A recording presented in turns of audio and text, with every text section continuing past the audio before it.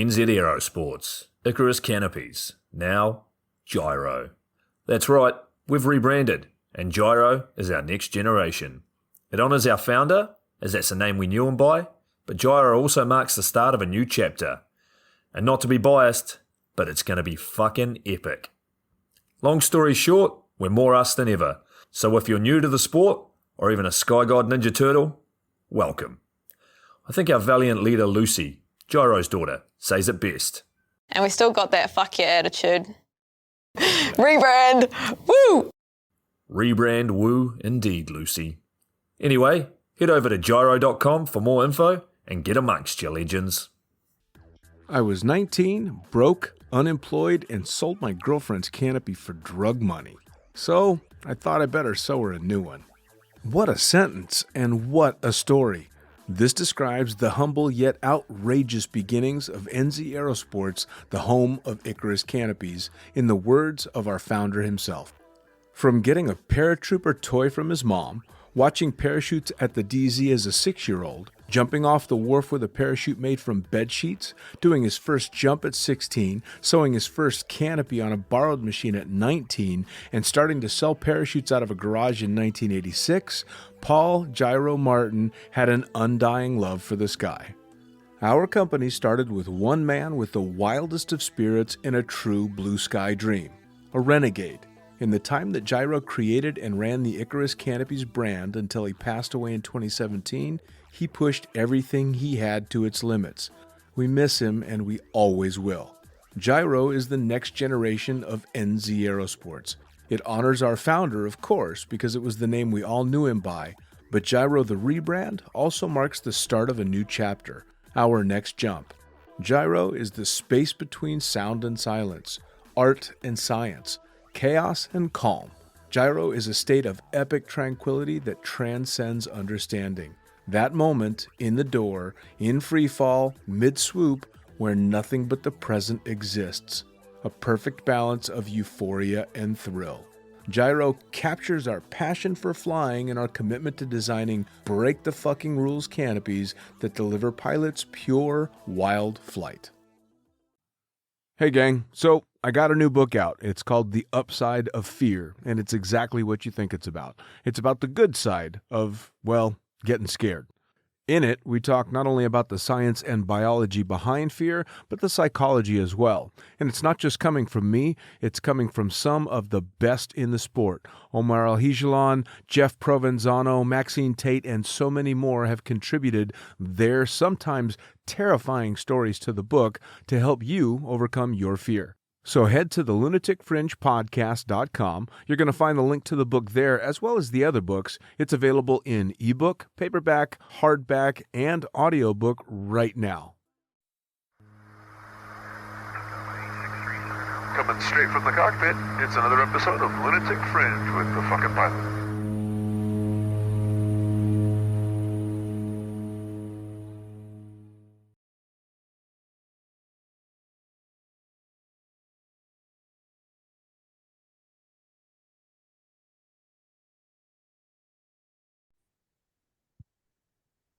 Ready, set, go! Back in the can for another edition of the Lunatic Fringe podcast, and a new friend that comes to us straight from my good friend Olga. Let's get straight into it. Who the fuck are you, and what do you do? Hey, what's up, guys? My name is Gonçalo Resende. That's how you pronounce it. I know a lot of people have trouble. I'm a 23-year-old skydiver and base jumper. I'm from Portugal. I jump mostly in Portugal, and I like to compete in canopy piloting and teach as well, of course. I like to compete and teach in free fly. I like to test wingsuits and fly them. I like to base jump off of pretty much anything. I'm crazy about rigging, crazy about camera flying, and just love skydiving in general and everything that has to do with deflecting air, basically. Everything that has to do with moving air, using fluid dynamics I just love it. I was going to say that with that resume, it's pretty apparent that you are all in on air sports. Yeah, it's been my life. Like, it's not all that I know, but it's been literally the main focus of my life since I can remember. So it's no surprise that I'm able to have some knowledge in some of the areas in skydiving, and it's something that I really, really love. So I've invested all my life into it, basically. Well, I mean, to be up to the things that you're getting up to at 23, I mean, I'm going to age myself a little bit, but I didn't do my first jump until I was almost 27. So you've already got what some would consider a full career under your belt, and you're still years younger than I was when I made my first jump. Yeah, I jumped quite a bunch since I'm young. I think saw something on one of the podcast descriptions when I was looking into the podcasts. I saw something along the lines of Jumper X had 150 skydives by the time they finished high school. I had like 1,000 something, 2,000 by the time I finished high school. I had a lot of jump. Yeah, I jumped a lot. But it's funny, right? So, from your perspective, I'm sure that seems normal, but I'm guessing you have to know now that's fucking nuts. Yeah, I still find it. I always knew like it was nuts. I always knew it from the get-go. It was crazy the amount of jumps that I had. So even to a point where the reason why I'm so OCD, and some people know this about myself, I'm super OCD with the videos and with my logging, is because I would predict like when I have 10,000 jumps, I'm going to be 20 something, and people are not going to believe me. They're going to be like 10,000 jumps at 25, whatever. It's not possible. And I'm like, yeah, I have all the videos, like, and I do have literally every video from every single jump that I've ever made, ever, like Right. with a 99.99 percentage of accuracy. I have all the Sure. videos and all the logging. Well, I mean, that's not a bad plan though, because I mean, fuck, I'm 55 and people, non-jumpers mostly will ask, so how many jumps do you have? And you say, 11,000 something, and they're like, fuck you, no, you don't. And I'm 55. You're Yeah. 23 for fuck's sake. I knew that for sure, and I prepared myself for it. But again, I think all of my life, all of my childhood was a great starting point for me to have so many jumps at such a young age. And I'm sure we'll get to the topic where I speak about my upbringing in skydiving, so I can try to run you through if Yeah, that's please, man. Actually, appropriate. that's the Yeah. perfect segue. I mean, how did this all start? Because, I mean, especially coming from the States, there are no kid jumpers, Yeah. at least not legally. So how did this all happen for you? So um everybody has a story of how they found out about skydiving. Everybody has their own little story. I don't have that because I didn't find out about skydiving. Like I know skydiving exists and I just was born into it. Like here, this is something that exists. Just live your life parallel to it and enjoy. So when I was like I don't know, 3 years old, something like that. Maybe a little bit younger than that. My dad did his AFF, his skydiving course. I don't know why. That I was thinking about that actually a few days ago. I have no idea why he decided to jump, but he did.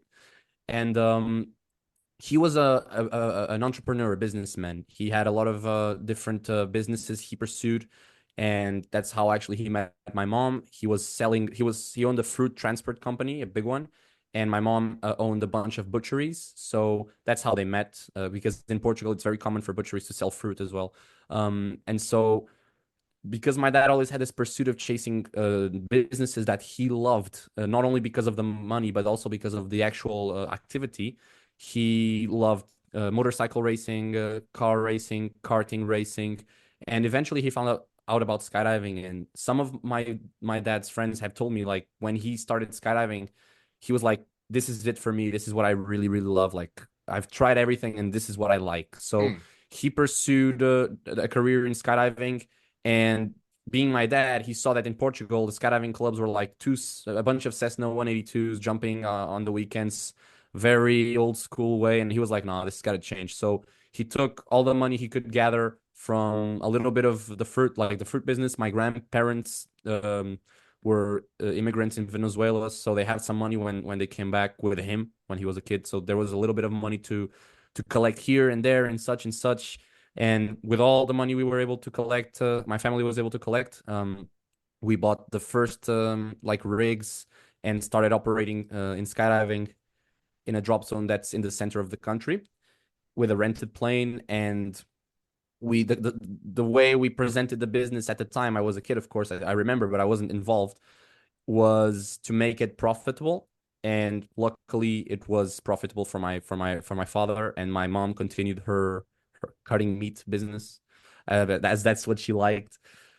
Shortly after, the money was enough to buy the first turbine plane in Portugal. So the first plane with a turbine for skydiving was a Caravan, our Caravan. It's right there. I'm looking at it right now. We have two now, but at the time it was a big investment for us. And I remember going, my dad showing me the pictures of the various options, because it came down to the colors at the time. The Caravan wasn't super popular, so it was like, it's now you see one for sale, you're like, oh my god, a Caravan. But back then it's like, yeah, which one do you think is better? This one. And so yeah, we got the Caravan, and that's just what I did when I was younger. I would be, when I had school during the winter, I would be in school, and I would be in a butchery after school. And then I would go every weekend with my mom and my dad to the drop zone. We would drive a few hours and be at the drop zone doing tandems. It was clubs at the time, skydiving clubs. And since you're in Europe, you're completely aware of how that worked back in the day. It's not as easy anymore to have a club and operate in some of the Nordic countries. I know you guys still maybe do that, but in Europe, Western Europe, it's not happening anymore. You have to have a company. Sure. So I was just hanging out at the drop zone every single day, sleeping in parachutes, and there was also maintenance facilities in the airfield. I would go there, and I would just stay hours and hours on end looking at the planes being disassembled and assembled. I would climb up on the maintenance platforms and just stay there. I would fall asleep there and get lost for hours, and people wouldn't know where I was. It was a problem. And same thing with parachutes. I remember I was really, really young, and I loved parachutes. I loved the whole skydiving operation. That's what I loved. I didn't care so much about flying, about jumping. I loved the operation, the logistics. So like when I would play as a kid, it was Legos, and I would make them as efficient as possible and fitting as many people as possible in a plane to try to turn loads. I would remove their arms to fit more people in a row. I swear. It was crazy, because that's what I loved. I didn't play like, oh, I'm flying. No, I wanna turn loads. I wanna make money. It was Sound weird, like a but DZO. yeah, I mean, it's the son of a DZO, and it's what I saw my parents do. So I guess a lot of kids try to run away from what their parents are doing, and I never felt that. Also, because I was never pressured. I just naturally wanted to copy my dad and be like him, and Well, do I what was he gonna was doing. ask because I mean, growing up, my dad was a golfer, and so I grew up fucking hating golf because he was really passionate about it, and it just wasn't my thing. And I always ask the kids of skydivers that have grown up around the drop zone, was it something that you pushed back on initially because it's what your parents did? But it doesn't sound I've like you thought did at about all. I thought about that a lot, actually. And when I was younger, really, really young, like one of the earliest memories I have was my dad taking me to drive a kart, because he loved kart racing as well. He was already skydiving at this time, but not professionally. And I remember I hated it. Like it was vibrating in my hands, and didn't like it at all. And that he was pushing me to do it, and I didn't like it because he was pushing me to do it. And I guess he thought like, okay, skydiving is serious. Like I'm actually making money with skydiving. We're making a company. Like I cannot have my children not like this, because they're going to be, they might be an important part of this. And if they can continue this business, it's going to be beneficial rather than starting a new business in some other area. So I think he was really smart, and he never, ever, ever pushed me to do a tandem, to jump. Like the tandems at the time, you could do a tandem with a kid when they're 5 years old, 3 years old, doesn't matter. In Portugal, the law was there was no law. You fit in the harness, you jump. I was always a small kid. Now I'm a little bigger and taller, but I was smaller than average.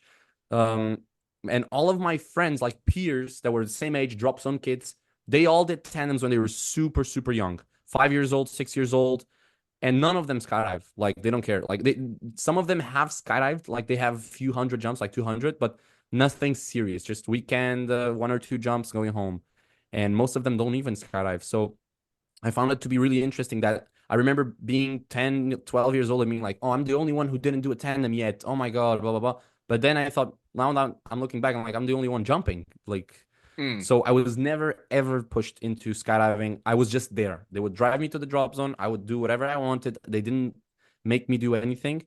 I could play. I could be a child just in a drop zone. No problem at all. Sure.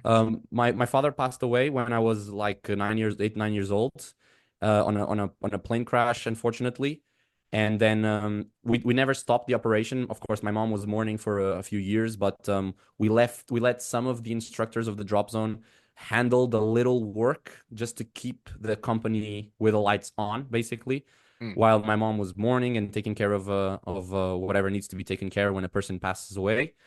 And there was some other skydiving companies in Portugal that took advantage of the situation to try to grow and to try to press us down and have their own growth.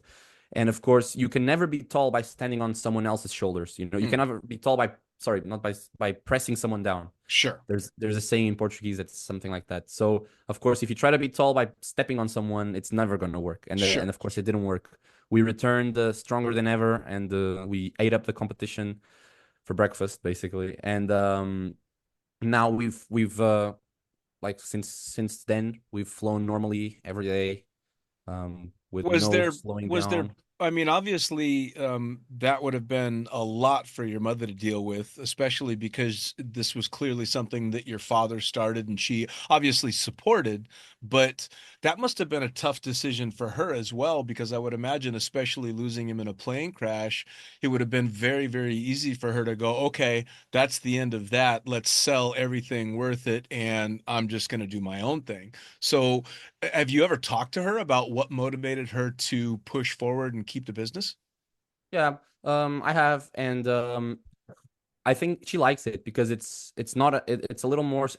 She tells me it's because we make a little more money. Of course, a butchery, how especially with the advent of supermarkets. I don't know how it is in the States or in Finland, but with the advent of supermarkets, and it's not as common to have a street butchery that you go to every day. You have to walk around. So it's not. She was gonna the business that she had, a butchery that she had up until recently, she only sold it like 1 year ago, less than a year ago. She Wow. she terminated her business, and she didn't even sell it. She gave it to her sister to continue the business, because it was really, really successful. And the thing is, it's the same amount of effort, but you have less profit. Hmm. And my mom saw that with her amount of effort that she could have maybe triple the profit. It's not like, oh, skydiving is an easy job. You come in, you clock in and you clock out and you make a lot of money. No, that's not true. But if you put in the hours that you would being a butcher, which is a lot, it's pain, it's a pain. It's cold, it's early, it's all the bad things about a job. And then you go skydiving, you own a skydiving business, it's much easier. It's Sure. this, if you put in the same amount of effort and time, it's not problematic at all. And so we had the planes, and we continued with the skydiving operation. And luckily, my after my mom was done mourning, about 3-4 years after my dad's passing, she started dating a skydiver, the most experienced skydiver in Portugal. I guess she picked the right person. Like, let me get an experienced skydiver as my boyfriend, whatever. And she started dating the most experienced skydiver in Portugal in terms of gross jump numbers. My mentor, I can call him my dad also. He didn't raise me, but he was always a figure that was mentoring me along my skydiving journey. We still lived in the north of Portugal, like a few hours away from the drop zone, but we would come every weekend and we'd operate first on the weekend, then Friday, weekend, and sometimes Monday. And eventually every day of the week we were allowed to have skydiving operation. Mm. Again, this was all limited due to authorities. It's not us that we don't have enough work and we only fly on the weekend. It Sure. was always the authorities limiting us. So when I was tall enough to pack a parachute, because again, like I said, I was a short person, I would probably be able to pack a parachute. I had the knowledge in my head from like 7, 8 years old. I knew what to do, but I couldn't. I was physically not big enough to pack a parachute. And of course, the small little parachutes that you can pack as a child, the people jumping them don't really want you to pack them like Right. now, do they? One of the first parachutes I packed, I was 11 years old, was a comp velocity. There was no Valkyries at the time.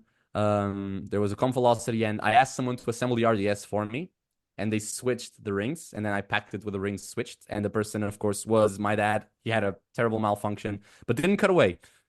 And of course, he was pissed at me, and I was like, it wasn't even my fault. Like the slider, I didn't assemble the slider, and so that was really funny. That was my first experience with someone jumping a pack job made by me.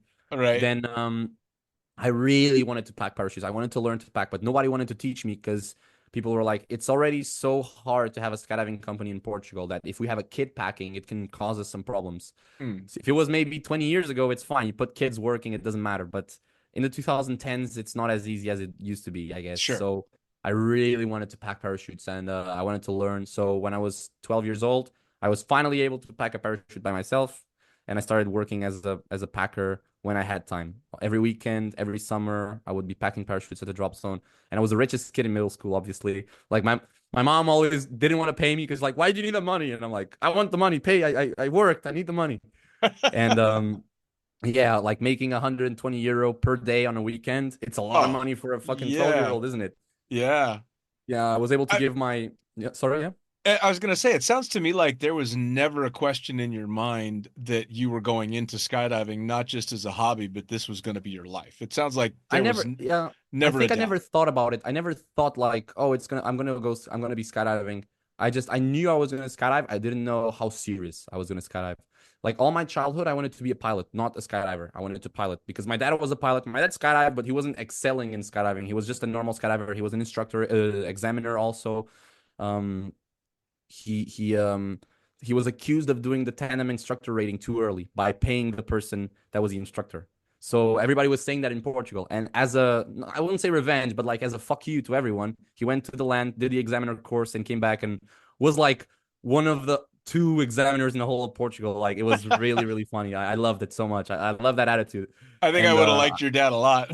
yeah, I'm a little bit like I think I thank God every day that I borrowed that from my dad because I'm exactly the same. It's like I can do it. Okay, let me do it even better then.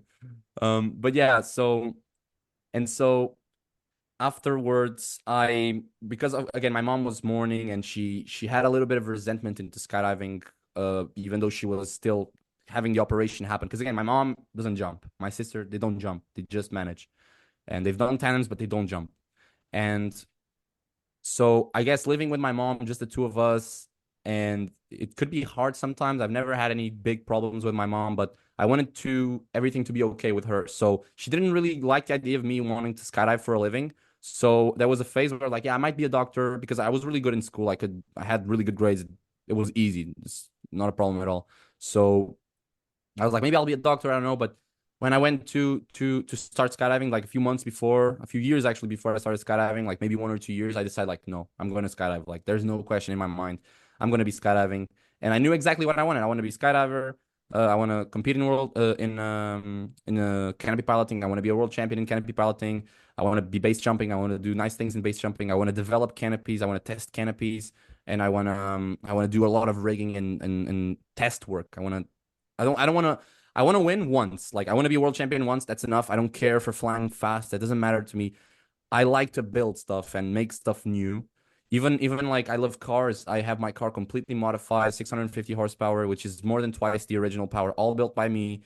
And I enjoy building it, but I don't really drive it that much. Of course, I drive it, but my friends are like, if I had a car that powerful, I would drive it every day and just go racing every time. Like I don't care about that. I like to build a car. I like to have the performance, but I don't have the rush to go and do crazy fast things.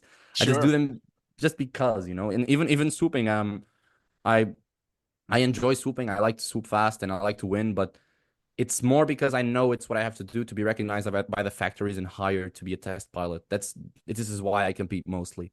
It's not so much because oh I want to win. It doesn't really matter. And if you see my performances, it's like in speed, I win, and then I get less performance in other disciplines because I'm not focused in them now. Like I know I'll get to them eventually. When I'm really good in speed, I'll get to them. Now I'm according to some papers, I'm the best in the world in speed. So now I can focus on something else. And if I do that like by steps, I know I can be world champion. Once I'm world champion, I can be hey guys, gyro, whatever. I want to test. I don't want to fly fast. I will compete, but not whoa, I need to win. No, I just It want to sounds test like parachute. a bit of that is you want to be able to tick that box off, not for anybody else, but for yourself. Okay, I've done this. Now it's time to move on. That's it. That's it. And I already have the plan of what I'm going to compete in next in skydiving. Might be a wingsuit performance or might be artistic events as a camera flyer because it's two things I want to do also. I like to test wingsuits. I like to test stuff. I don't know. I like to make new things and I like to give feedback. So But I now, think I was gonna say when you started out packing at a young age. Did you take the normal jumping route and start shooting video as your first Yeah, of jumping course, side of of things? course, of So course. was that the normal progression? Did you go through with all the instructor stuff, or Yeah, I did it even a lot bigger, the progression, I think.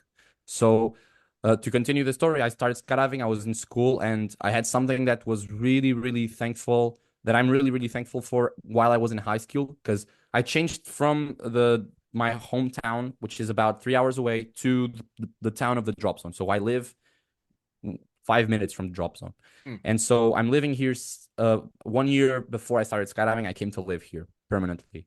And luckily, my grandfather, who passed away very recently, he gave me a motorcycle. It was a present from me. I didn't have to pay anything of that motorcycle. And normally I would work and pay for my own things. I like to do that. But he gave me, he says, "You want a motorcycle? I'm going to give you a motorcycle." My mom gave me the driving license, and I bought the gear and everything. So I had a motorcycle as a 16-year-old. So you can imagine I was the coolest 16-year-old in the world. Motorcycle, skydiver. It was so cool. It's just I'm weird. According to everyone, I'm really weird. So that was the only downside. Other than that, I was the coolest cat around. sure. So I would finish school, drive to the drop zone, jump. I would study also, studying, a Yeah. lot of studying. We got a lot of books, and I remember everything from high school because I was paying so much attention. No, but seriously, when I started skydiving, I did normal jumping progression, jumped out of a plane a bunch of times. Then I was allowed to wear a camera when after my first season. I did, because I started the season late. I started in September. My birthday is in October. Oh, sorry, I started in October. I started on my 16th birthday. Yeah, not a day before, and and and Did it come naturally to you? I think I took a learning curve just as much as everybody else. Like, I fly good. I think I'm a solid flyer both in free fall and with my parachute, but I learned just like everybody else. I didn't Sure. magically be like, "Oh, I got this." No, no. I have videos of myself tumbling around trying to figure out how to fly, just like Sure. everybody else. It's And funny because I mean I've had other kids of skydivers before, and I mean I've had both the Nelsons on and all the the folks from Paris Valley and all these people that are multi-generational skydivers. And as a jumper, you'd almost kind of just naturally assume they came out of the womb flying. So because you were in it for so long, I guess it automatically, because you already know so much about the sport, you just assume that that learning curve is going to be much flatter. But it's kind of nice to hear that it's not, because half of the time you just walk around as a normal jumper like me going, man, fuck those guys, they're just born so goddamn good. uh, that doesn't happen. It doesn't happen. What I would say is, I never had anyone coaching me anything. Of course, my dad would jump with me a lot, and he would teach me whatever he knew. But he knew how to fly head down like this, and how Delivering to swoop. pizzas.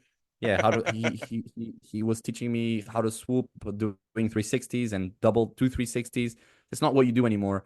And I didn't have anyone teaching me not to fly like a pizza boy. I didn't have anyone teach me not to do the things that are bad habits, because my dad was competing in canopy piloting and free fly, but in the 2000s. So Sure. 2005, 4, 6, 7, up until 2008. That's when my mentor, my dad, whatever, was competing. Faustino, that's his name. And so I never had coaching from anyone. Like, there's no one in my drop zone that's like top tier skydivers. Like the best free flyers in the drop zone will barely hold a sit fly, and there's no one swooping like a lot, like just swooping like big 90s and every Sure. big. And so, yeah, I wasn't born like flying, not at all. And I didn't do tunnel before. I did like 30 minutes of tunnel before my AFF, but it was mostly goofing around in the tunnel rather than actually learning to fly, just because that's what I wanted to do. And the only thing I can say is faster is that I knew what I was doing wrong because I've watched thousands and thousands of debriefs. So Sure. I didn't need to show, like, am I doing this right? No, I knew it was wrong, and I could work on it until I didn't know what was wrong anymore. Sure. So if I'm learning to sit fly, I know you couldn't be like leaning forwards like an idiot. I knew that, so I just needed to fix that. In head down, I knew, like, if you're a pizza boy, it doesn't work. So I knew what I needed to do to fly. Um, I knew some things I think people assumed I knew, because I knew so many things that it even was bad. So for instance, I'm gonna say something that's basically bashing my dad. I always knew everything. Every time he was teaching me something, I would know it already. He would Right. just slow my progression down. That's what he did, and that's of course good, because if you let a 16-year-old, 17-year-old just jump and keep progressing and downsize to their own liking, they're gonna Yeah. die. It's gonna Yeah, be yeah. really sad, but they're gonna die. So one thing that nobody ever told me was you need to, if you're low, you need to toggle stab. I didn't know that, but I was doing 90s. Nobody told me that, because I knew so many things. Like I knew the technique of depressurizing the canopy, double fronts, to do everything so perfect, but I didn't know you had to toggle stab to save yourself. So Right. I did get a little, like, I scraped my knee once. It was my only like pounding in so far. Hopefully it's the only one. I scraped my knee a little bit, and I gotta how you say in English when I gotta talk like shouldn't do that, blah blah blah, and I didn't do it again. But that's the type of things where I think sometimes people assumed I knew, because I knew so many things from a young age. But I'm not born with the knowledge. I need to get the Sure. knowledge, and it's Well, fine I as well. mean, you obviously carry yourself as being very worldly in the sport and having been around it your entire life, and clearly you have a lot of knowledge in regard to skydiving. So it's easy for to understand why someone would assume, oh, he must fucking know this. Yeah. He Yeah. must, of course. Now, I remember a period in my life between maybe 17 years old and I'd say 20 something, where I realized this. I was like, okay, people expect you to know pretty much everything, and they're not going to tell you to not do something, even if you're doing it wrong. Sure. So you need to go after the knowledge. Like, you need to really look into everything, especially when it comes to things that can actually like endanger you.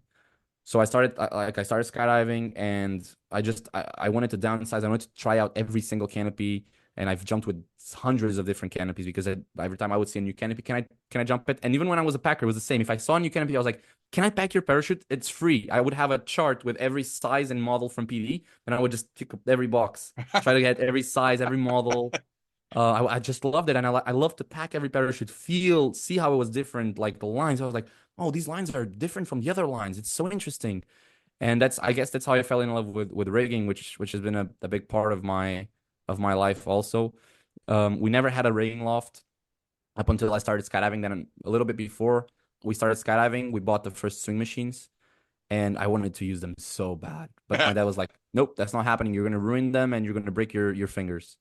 So I was skydiving, I was camera flying, and I was also learning how to sew with my own like plastic machine that I asked my grandma or something. I don't know who gave that machine to me. That's how I learned to sew. And so I was studying during the week, also trying to jump during the week as much as I could, while balancing school and of course bad weather during the winter. But in the summer, I would jump, and I would, of course, you're 17, you want to party, right? So I would go to parties, and I would be like, guys, I can only drink until midnight, and I can only be outside until 2 a.m. So I would not drink past midnight. Then I would, because I knew I would start work at 7, I would jump at 8. So 8 hours, I would drink until midnight. And I was pretty serious with that rule. Like, I think I've slacked off that rule probably twice or three times my whole I won't say my whole life, because as you grow up you understand that it's fine. But when I was younger, especially before I was 18, I would be really serious with that. Like, I would Sure. not drink 8 hours before, because especially you're a kid. If a kid kills themselves drunk, it's gonna be really ugly for the whole. Oh yeah. So I would rather die. If I die, I needed to be sober for the autopsy to be showing a clean record. The shit So skydivers have to think about. yeah, That's yeah. not a normal thought for a kid to have. It's a completely normal thought for a skydiver. Oh, I can die tomorrow. I just can't fucking pop positive. Yeah, that's it. That was my thought. So I would be in parties, and I remember like girls hitting on me. Like, none of my friends went to the gym, none of my friends took care of their appearance, none of my friends dressed themselves properly. So I would go, and the girls would be crazy, and I would like, nah, I have to go home. Fuck. I have to sleep because I need to work tomorrow. I need to skydive tomorrow. Because I knew, like, my family's like this. If you want to skydive for free, you need to work.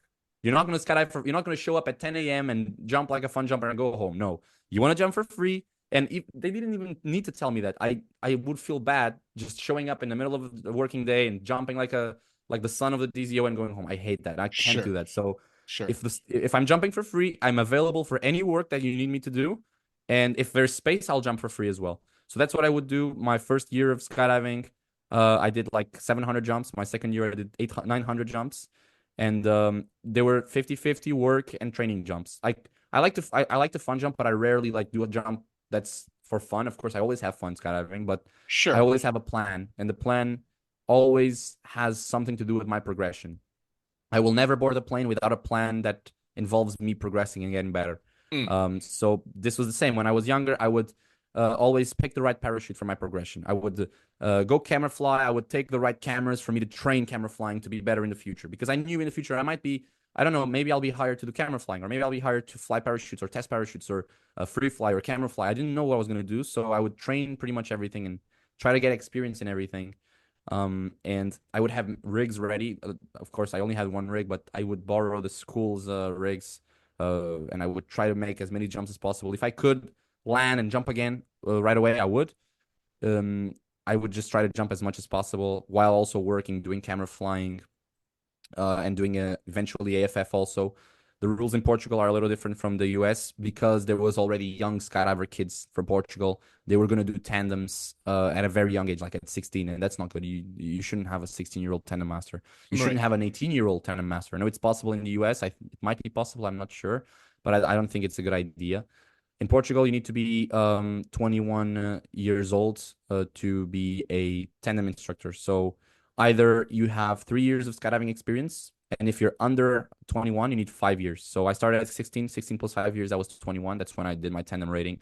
And because USPA has the rules of 3 years skydiving, I did my AFF rating when I was after 3 years after I started skydiving. So I Man, was I mean, like at 19. at at those ages to have both tandem and AFF rating, because you look very young regardless. I mean, if you had told me at the beginning of the call that you were 18, I would have believed it completely.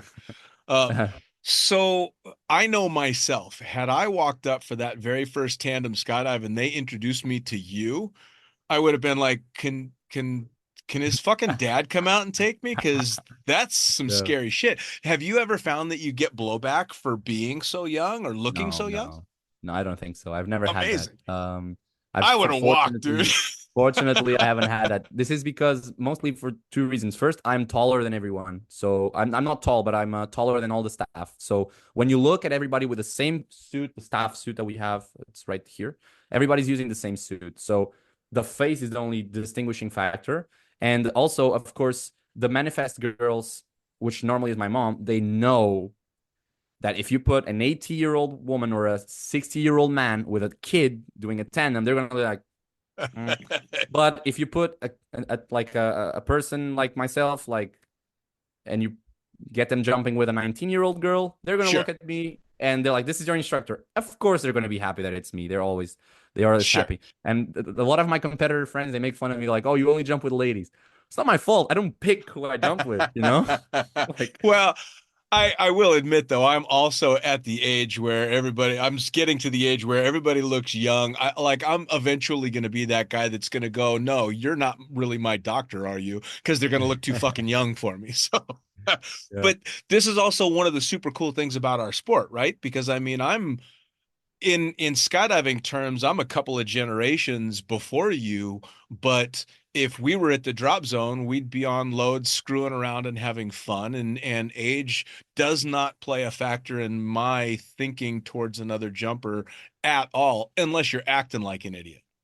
yeah. That's it, right? I mean, but the age has not, I don't think any of my friends are my age. They're all younger, some dramatically younger, because the sport doesn't give a fuck how old people are, Exactly. Yeah, I agree which is amazing. completely. It's I've amazing. jumped with I've jumped with a lot of different ages. I haven't jumped many times with people younger than me, besides tandems, of course. But all my life, I hung out with people older than me, like all Sure. of my life. And when I'm in the drop zone and people are having drinks in the bar, I was there talking and I would input in the conversation, and people would actually like to listen to what I was saying. I wasn't just a kid; I was inputting because sometimes people want to know what I have to say because I'm there every day, and Sure. I knew one thing or two basically. I worked as a packer and I also worked as ground crew because I had a lot of knowledge about planes. I don't know how I got that. Of course, I know how I got that knowledge, but just loved planes. And still, like every decision that is made, and that's my job in the company currently is logistics manager, which is everything that has to do with making the company run smoothly, especially the planes. Those are the things that need someone to be with the cheapest possible maintenance within quality, right? Sure. You need them to be going to the maintenance in the right time, coming back in the right time. You need the right pilots. You need the right planning. So that's my job, and it's what I like to do. My passion all my life is to make things efficient. Even swooping, if you look at it, it's just making things efficient. It's just Sure. potential energy into kinetic energy efficiently. So all of my life, I've been obsessed with efficiency. I don't know why. And even like I'm just thinking now, even the story of the planes when I was a kid with the Legos, it was the same. It was making things efficient. Now I'm thinking about it, it's just what I like. So I guess that's why that's always been with me, and that's basically what I do now. It's why I like what I do. Sure. And when I was starting skydiving, I started rigging at the same time. Was parallel. Eventually, I was allowed to use the swing machines, and I did my first projects. And in Portugal, you need to be 21 to be a rigger. But again, I was trying to do as little as possible while still doing something. You know, Sure. I wouldn't replace the leg strap, of course, but I would make some little things. And I had the opportunity to test jump a lot of stuff at that young age as well because I was rigging. I was a rigger. I knew how to rig up everything. I knew how to use a swing machine, and I was learning, yes, but I had the fundamental knowledge to create small projects. When I was 16, I made my first removable slider with a system that I came up with. Turns out it was very similar to Icarus, but I had never seen an Icarus slider at the time because we jump a lot of PV in Portugal. Not anymore because I've started jumping a lot of gyro Icarus at the time. But up until I was jumping, there was like, man, I've seen 1, 2 Icarus canopies all of my life. Sure. It was the Petra and the JVX. That's it. I had never seen anything else. And so sliders, I would make modifications to my own rig, like small add-ons. Just I love this. I love rigging. I don't know why. I just it's like my Well, instrument, the swing it's, machine, you know. I mean, it sounds to me because you are so oriented on detail and you are so focused on making things more efficient that kind of makes complete and total sense. The idea of rigging always was attractive to me because it reaches out to whatever part of my nature is meticulous. You know, there's some Yeah. stuff that I really like to dig into the details, so that always seemed very appealing. So I can imagine that would be absolutely perfect for you, somebody that's trying to make everything more efficient always and find a better way. Yeah, that was basically it. Rigging just ticked a lot of boxes for myself. Made me has a skydiving part, has the engineering part, has the art also. It ticked a lot of boxes. And so I've always had rigging, and I don't think I'll ever stop rigging. When I think of my retirement, I just think of me having a little rigging loft and being a grumpy old man, just making Sure. up pictures. That's what I want to do. It's one of the only reasons I want to live to be like 60. It's like I'm not gonna kill myself, hopefully, before. It's just because I want to be old and rig and be Yep. annoying, basically. Yep. I want to be a nuanced rigger, you know, like man, you should go to Gonzalo for that fix. And like, really, he's so annoying. I'm gonna get there and he's gonna be complaining to me saying I shouldn't have cut away because I'm a bitch. And that's what I want. I want to be like, you know, the old rigger, like these kids these days, they cut away for any reason. They don't even. Back in my day, we had to handle a petrol like real men. You know, that's what I want. It's my dream. I can tell you firsthand that being a grumpy old man is just as fucking fun as you think it is. I can I imagine. promise you, it Yeah. is really nice to just have people just know, oh, Dean's gonna be a dick. Yeah, like it's my dream is to be the 30,000 jump sky god of sorts that people are like, he's a dick, but we have to talk to him because he knows a lot of things. Yep, You yep. know, that's my dream. I just want that. So Yeah. now talking about not killing yourself before you hit 60, what got you into base jumping? Oh, well, base jumping was the same as skydiving. I just saw people were doing it like when I was growing up. The drop zone was like I could tell everybody, hey guys, the clouds are really low. You want to go for a base jump? And the one of the most like jumped bridges in Portugal is literally 5 minutes away from the drop zone that we used to work in. So the first drop zones that our company started had a bridge right across, like you could see it from the plane.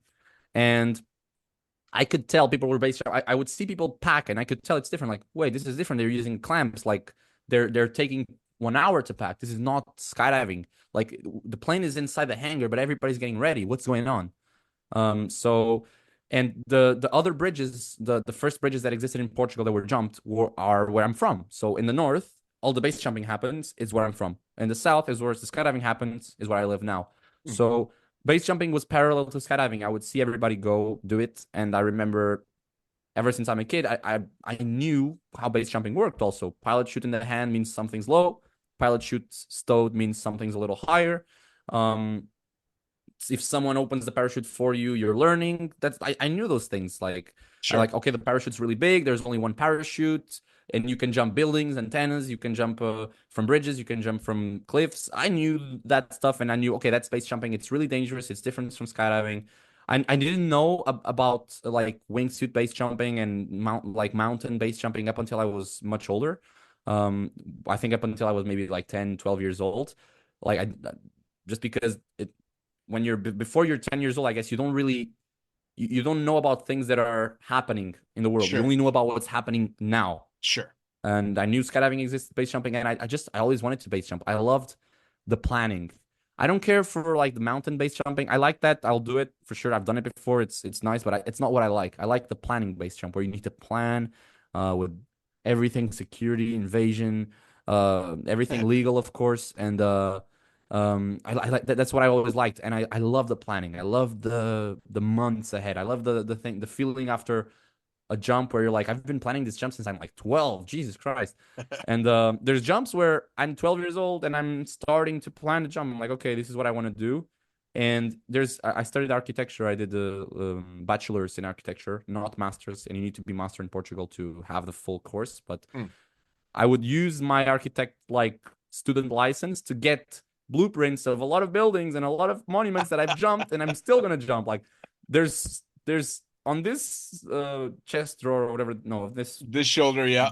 This shelf. No, on this shelf. Oh, the shelf. This Okay. shelf behind me. Yeah. There's a lot of documents that get you into a lot of places that you're not supposed to have, and I knew I wanted them. And yeah, with base jumping was what I did after competing. So when I started competing for free fly, I was like 16. Actually, I did FS4, but I didn't like it. Then I did camera for FS4, and up until a year ago, so I won every nationals of FS4. I could have gone to Worlds, but I just didn't really, the team didn't want to, and I would go, but they didn't want to.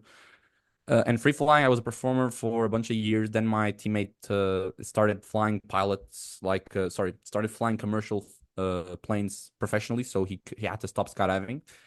And so I wanted to do canopy piloting. I competed for 2 seasons in free fly. Then I started canopy piloting, and my mom would not sponsor any canopy piloting whatsoever. Like she was like, no, you can skydive, but I'm going to sponsor your skydiving until you are jumping a 150. If you want to go below something like that, then you're going to have to go on your own. And so if you're younger than 18 years old, regardless of what money you have, you cannot leave the country. And if I'm going to leave the country, I need to show my mom what I'm going to do, and she would have to sign it. And I would leave the country for like wind tunnel camps or something. Sure. Or skydiving in another drop zone just because. Okay, signature. But, you're going to go to competition. Nope. Sorry, you're not going. You can go when you're 18. Then that's what I did. First, as soon as I was 18 years old, got on a flight and went to Pink Open to compete in the Pink Open. And it was a nice competition. Had fun. My first, no way, didn't even take a weight belt. Again, this is one of the things I thank my mentor and my dad the most, is that he really slowed me down the right amount. And there's still training methods that I use that people for a long time during the comps, they were like, don't do that. That's going to hinder you. Don't do that. It's not beneficial. And people would try to give me advice during the competition. Oh, you should be doing this. And I was like, I'm not doing that because I'm learning. I'm progressing. I'm getting to there. Like, I'll do that. But now I'm not wearing a weight belt because I need to learn. And if you're 60, whatever, when I was 18, 62, 65 kilograms, you need a weight belt to swoop. But I didn't take a weight belt. Sure. Then I took a weight belt. Then I downsized. Then I got a mutant. No weight belt again. Went back to the beginning. Then I put on the weight belt. Then I got a smaller canopy. No weight belt again. So I would always take these baby steps, and like I would try to do everything as slowly as possible. And even to this day, I still like wake up slowly every time I'm doing something extreme. So if I'm competing in swooping, I'll get to the drop zone, do a full day of training with no weights, just zone accuracy, to wake up to smell the air in that drop zone. Mm. Then I'll do speed where I don't need to touch the water. It's simpler for me. Then Sure. I'll do distance where I have to touch the water. So I always try to start like as simple as possible and like go one step at a time and build my progression into it. And the only times I've trusted other people to do training programs for me, like once it was one time in my life, I trusted my buddy Max. I was like, you want to do distance? Let's do distance. And of course, we both fucked up because we didn't start slow, you know? We went to distance right away. And I was like, everybody wants to do distance, but just build into it slowly, one jump at a time. Today we do this slowly. Tomorrow we do that slowly. The next day we do that. Everything's slow. That's the recipe for longevity, right? I mean, let's face it, skydiving has become a relatively safe sport until you start really pushing it like you have to with canopy piloting. Yeah. And then you have to be fucking smart. And you're 23. So what possible rush can you be in? You literally have your entire life laid out ahead of you. And it's better to take an extra season, for fuck's sake. There's no huge rush, especially because, you know, after having spent as much time in skydiving as you have, the consequences behind pushing too fast, it doesn't make sense. I've seen from a young age. I think I remember when I did my first season, not my first competition. My first competition was in Pink Open. It's a huge competition. There's 80 people there. So no one is going to notice you. You'll get in there, you jump and you go home and nobody cares. Sure. But when I did my first season of traveling around Europe, people did notice. They were like, this kid is jumping. This is a 19-year-old jumping a 62 full of weights. Like, this is serious. If he can. And I remember in Italy, people didn't really care. Denmark, all right. In France, people were like, wait a minute. This we should keep an eye on this kid. He can kill himself. Like, he's jumping the tiniest canopies, doing the fastest speeds. Like, and then of course, you can ask around how my flying is. I think my flying is pretty safe. I've never gotten the yellow card. I've never had any close calls. I've broken bones, but it was all very unexciting stories. It's like, I'm finishing a swoop and I trip and I fall forwards and I dislocate a shoulder. Or as I'm slowing down, I sit on my ankle. I sat on my ankle, accidentally broke my ankle. Yeah. Like, I don't have any exciting crashes or anything. Luckily, thank God. I've broken bones, but all very unenthusiastically, basically. And I feel proud of that, but at the same time, it is what it is. So now, yeah. You had your mom who was telling you she would not sponsor any of your jumping if it was swooping or downsizing below a 150 until you were over 18, and then you'd have to do it on your own. Did she think that was going to be a deterrent, or did she always know you were going to do that shit regardless? No, she knew for sure I was going to do it. There was never a question in her mind I was not going to do it. What she didn't want to have was responsibility. Sure. Because she knew, like, if he dies and I was the one sponsoring, I'm not going to forgive myself. But if he kills himself because he wanted to do it and he did it with his own will, then it's his own, it's himself. Sure. I cannot stop an 18-year-old from going out of the country with his own stuff and jumping. Sure. And so, of course, when you're 18, you're working, you're studying. And in Portugal, we don't make a lot of money. It's not a rich country by no metric. And so I didn't have a lot of money for canopies. It was quite a pain in the ass. So my mom gave me my first canopy that she gave me. 100% of the canopy was given by her, and I swindled my way into downsizing basically. So I would replace the lines on the canopy, and I would buy a katana. I would build an RDS for the katana, replace the lines, get another canopy. Then I would have people be like, "Hey, I want to sell this canopy. Can you sell it for me? And I can give it to you. You just need to give me 600 euro." And whenever you sell it, and you can keep the profit. So I would like velocities. I would jump a little bit with them to get experience. I would I would give them away. I had a whole like downsizing program that I knew I wanted to follow. And some of canopies I needed like 200, 300 jumps. So I knew this one I need to buy. Then there was other canopies that I need only for like 50 jumps. So if I'm going from a 96 to an 84, I would do 300 jumps on a 96, 50 on a 90, and then I would keep the 84 for another 300, 400 jumps. So for instance, when I wanted a 90, I had a buddy that came to Portugal, had a 90. He said, I'm going to leave the rig here for a week and then I'll be back. can you take care of it? I'm like, sure. Do you mind if I jump it? Because I want to jump a 90 for the first time. He's like, sure, whatever. 50 jumps in a week. When he came back, he was like, dude, return that. The canopy is going to be clapped out by the time I'm back there. And like, oh, I'm sorry, dude. Like, I'm sorry you said I was 16, 17. I don't have the same sensitivity as I have now to respect people's gear. I was like, you give that to me, I'm gonna jump it, and I'm gonna jump the shit out of it. I mean, that But would be my response. Motherfucker, you said I could yeah, jump this. I'm gonna go. yeah, and so yeah, some of the people that I did that terrible thing to, which was one or two people later, like in later years, they were like, man, I feel honored that I'm part of your journey, that I borrowed like this. They jump into the drops, and it's like, yeah, he learned on my canopy, and I find it to be awesome. Like Sure. they're proud, and there's similar stories of people that had the same opportunities as I had, even had better opportunities, I would say, because they had more sponsorship, due to complex things that I don't want to get into, but Sure. sponsorship that was not their money basically, and they had the opportunity just as good as mine, even better, to exceed in skydiving and competition, and they didn't because they were sleazy. They had sleazy behavior, and they were sleazy Sure. people. They were the type of people that would buy a canopy from my dad, and they would jump the shit out of it. They would buy it, never pay, and then my dad was like, "Hey, can you pay?" And he's like, "Oh, no, I'm sorry." And then they would return the canopy without the slider. Even that's how I made my first slider. Was a canopy that was returned without a slider. From a guy that bought it from my dad, jumped the shit out of it, and then just returned it without paying me. Like, oh, I don't want it anymore. So you can tell people with these type of behaviors, it doesn't matter how much money you give them, they're never going to be able to exceed in anything. Yeah, for sure. Even me jumping with them when I was older, it has happened that I was like 16 years old and they were much older than me, and they were getting in trouble for mistreating people in like wind tunnels. This has legitimately happened. So yeah, there's some people in the sport that that are really really good and don't have the opportunity they should have. Sure. Portuguese people is what I mean. Some of them is because they're a little stubborn. They're really talented, but they're a little stubborn. Other people just didn't have the focus, didn't have the commitment, and just wanted Yahoo life. I'm Yahoo. I'm 100% Yahoo, man. I love to party. I love to hang out. I love to have fun. And I think skydiving is fun, period. It's not a competition. Skydiving is fun. And there's the idiots that compete. It's not the idiots that have fun and the serious people that compete.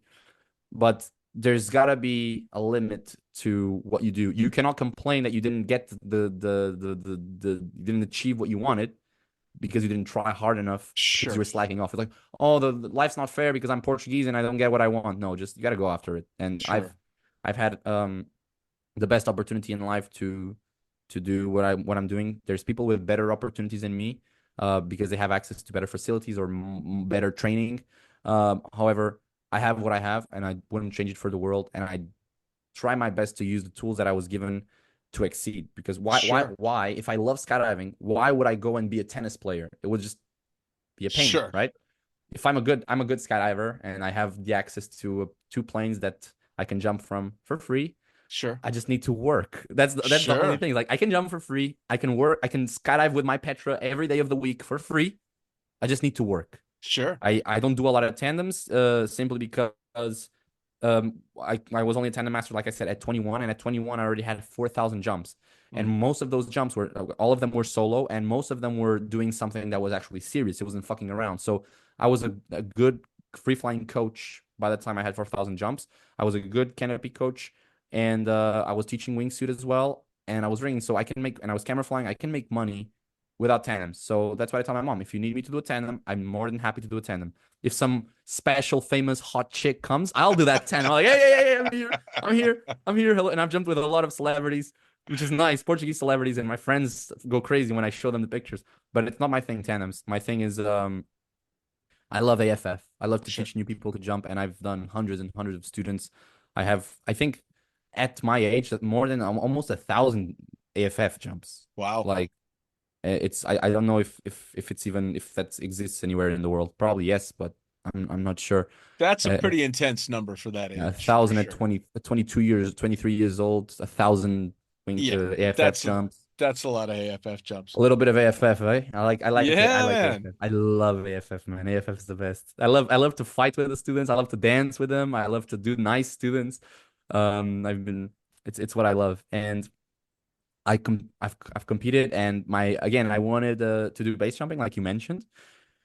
And at the time, I had to choose either base jumping, money to buy a rig, or a car.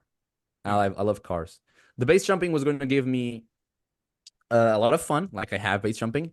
However, it's going to give me a pain in the ass for my mom. Like she's going to be on my case. I knew that. So the benefit of having a car was I could drive around anywhere. I can drive my girlfriends around, and I can go have fun with my friends, and I can tune my car. So I chose the car, and it took me a few years to make the money for the car. However, with COVID, I didn't have a license, so I had the time to make the money. It's not like I was 18 with a license ready to buy a car. No, Sure. I had my license. I was 21.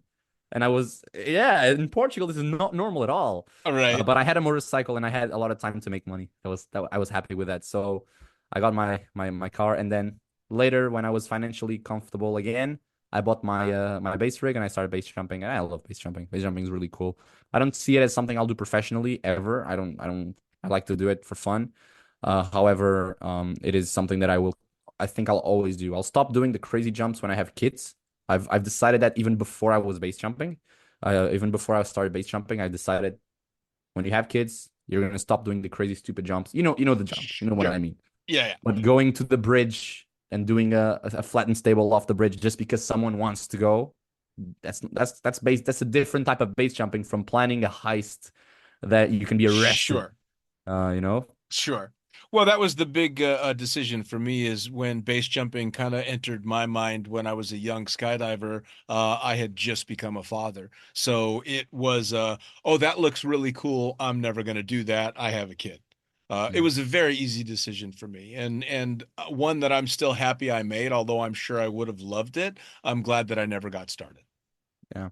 You know. You were talking a little bit about the competition and the pressure in competition a few minutes ago, and it's something that you mentioned that I actually has been my lucky charm, I guess, my whole competition career, which is my dad always told me that, and I always think about this, which is you don't need to prove anything. You're the 20-year-old kid that's swooping.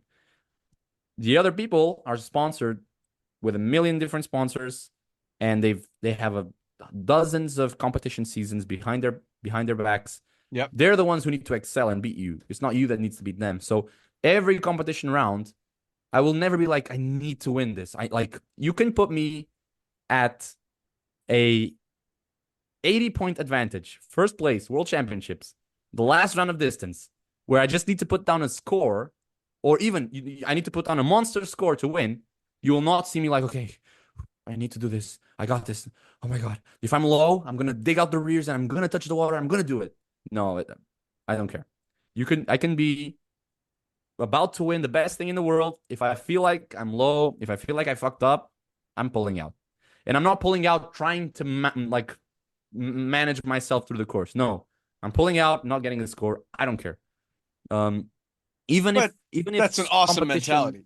Even when I'm older, competition is not my life. I'm not a professional swooper. I'm a professional logistics manager of a skydiving company. Sure. If I go to the World Championships and I'm last, I come home and I'm like, hey guys, I lost. And everybody's like, I'm glad you came back. Let's go back to work. And I'm like, yeah, fuck yeah, let's do it.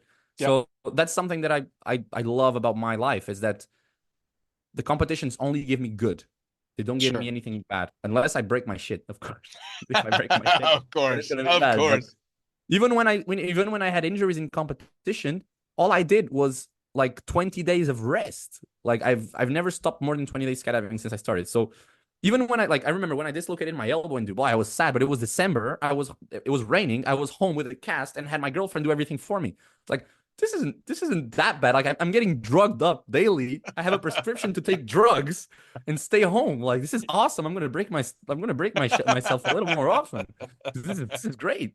And so like competitions have never, even the injuries I had, they were painful, but I've had worse. Like when I ruptured my eardrum when I was younger, like 16, skydiving, it was the worst pain I've ever felt in my life. It was horrible. But if you break something, it's fine. Especially if you're home resting and there's no skydiving happening. It's more than fine. I loved it. I got to record videos. It's substantially better than the alternative.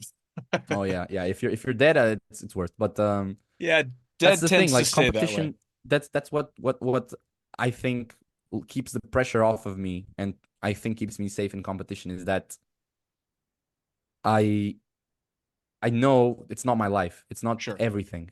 I sure, have a lot more things sure. besides competition, Now, and it only gives me good things. sure. Now, speaking of the other things, obviously you're a busy logistics manager and you're keeping an active drop zone running. But we haven't told everybody where the drop zone is, the name of the drop zone, and all that. So before we get too much further, give us all the information on the drop zone, and then for you yourself, how do people find you on socials and all that stuff so they can come out and jump with you, or they just want to follow what you've got going on? How do they find you? So the drop zone that I work at is called Skydive Portugal. There's one or two drop zone in Portugal, but Skydive Portugal is the biggest one. We operate every day with no limitations to students. Like anybody can come and jump, and we have the best facilities that you can have for skydiving. Everything was built by us, and everything is recent. So everything is 2015 or recent or more recent. We have two caravans with upgraded engines, and they have the good engines. The engines were upgraded before they were upgraded by Cessna. So Textron ships the caravans now with upgraded engines, and we chose those engines even before Textron chose them. It was me that chose them. I'm really proud of it. That's why I'm bragging. Took me a while. Took me years to decide the engines. You can imagine a 13, 14-year-old kid having to decide a bunch of millions because my mom and my sister don't know nothing about planes. They know the thing spins and it flies. So we Yeah. have good planes. Skydive Portugal, 1 hour from Lisbon, and Lisbon is the biggest city in Portugal. So if anybody wants to come and jump all year round in nice weather, you can come to Portugal, and I will be likely here if I'm not competing. Myself, I'm on Instagram, Freak Flyer, and I post some stuff sometimes. I like to post a lot of educational things, but I'm not like I don't like to read a brochure. A lot of skydiving Instagram, YouTube teachers, whatever people that make educational videos, they just read whatever's on the website and like how to choose a canopy. The katana is steep and is good for swooping. The saber is good for everyone. The pulse is gyro. The crossfire, the sapphire. I don't do those videos. Like I don't do videos reading the brochure of the products. I do a video where I'm talking about my own experiences and things that I've learned as I was growing up in skydiving, little hacks that little things that I learned. And I also do videos for YouTube. It's where most people started to know me. I did camera flying videos first, and now I do videos about whatever floats my boat. I guess it's not really beginner oriented because I'm not a beginner, and you can learn all that stuff on other places. Like if you want to Sure. learn how to pack, there's videos. If you want to learn how to how to whatever sit fly like a beginner, there's videos about that for sure. Sure. My content is more advanced oriented. I do a lot of like debriefs of my competitions, which is something that I wish I could watch from someone else, but no one does that. I think I'm the only person doing that. And people enjoy those things. So Sure. on Instagram, Skydive Portugal is the drop zone, and Freak Flyer is it's me. But go follow the drop zone, and it's more important. And if you guys need any coaching of wingsuit flying, of canopy piloting, um, of angle flying, of free flying, or I think I've said camera flying also. I coach all of those things, and it's cheap because I do it for fun. I don't need it to survive. My salary is a fixed salary. I get paid the same regardless of how many students I do because I'm just here every day, and it's not my main job. My main job is the logistics stuff. So Sure. we have very cheap coaching prices. We have nice normal slot prices, and we jump every day, and it's a safe drop zone, and we never had any deaths. We never have any close calls. We try to run everything safe, and we Awesome. hopefully it's gonna be like that for the rest of our drop zone's Awesome. life. Well, I'll tell you what, man, with where you're sitting at your age, I cannot wait to see your progression throughout your time in the sport, because I have a feeling you're going to get up to a fair amount of shit. I have a feeling there's a lot of stuff still coming, and it's going to be spectacular to see it happen. And it's so cool to see from my perspective the next generations really taking up the mantle, so to speak, and going, you know, full force within the sport. And so, but between that and everything that you've already done and everything that's coming, I can't wait to see what happens. I have a few goals. I want to have 30,000 jumps, 3,000 base jumps. I would love to be in the museum of the Hall of Fame, Skydiving Hall of Fame. I would love that when I'm much, much older, of course. And I would love to get gold medals in like World Championship in gold medal in all the disciplines that I love. So wingsuit, free fly, and canopy piloting. So one step at a time, I will walk towards that. Well, spectacular, man. And honestly, I wish you nothing but the best of luck. And I can't wait to maybe sometime get out there and see the place for myself and come make a jump, make a fool out of myself with you. Oh, you're more than welcome to come. All right, brother. Man, I'm so glad we were able to set this up. Thank you so much for taking the time. Have a kick-ass day out there. Perfect. Thank you so much. See ya. Thank you, guys. Thank you for watching.